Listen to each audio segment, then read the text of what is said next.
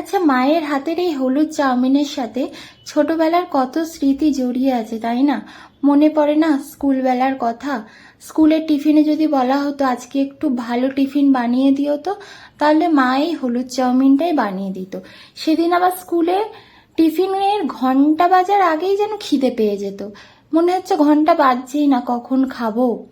আবার বন্ধুদের মধ্যে কাড়াকাড়িও পড়ে যেত, কিন্তু খুব সাধারণভাবেই বানাতো, কিন্তু এটা একটা অসাধারণ স্বাদ এনে দিত।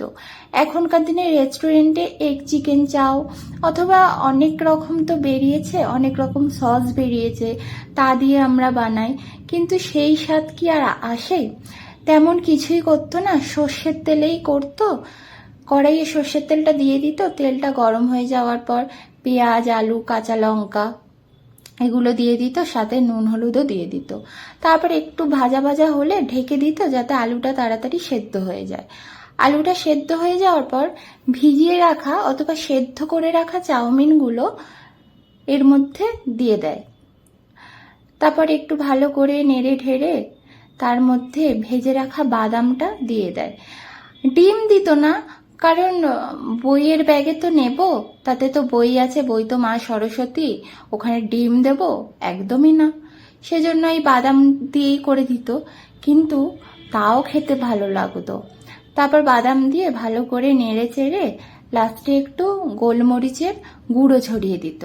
গোলমরিচটা আমাদের বাড়িতে আগাগোড়াই খাওয়া হতো, গোলমরিচ তো খাওয়া স্বাস্থ্যের পক্ষে উপকার।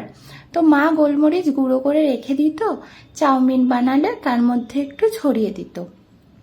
তো গোলমরিচের গুঁড়ো ছড়িয়ে দেওয়ার পর ভালো করে নেড়ে চেড়ে তারপর নামিয়ে টিফিন কৌটে ভরে দিত। আচ্ছা, তোমাদের ছোটবেলায় কে কি টিফিন নিয়ে যেতে স্কুলে, একটু জানাবে?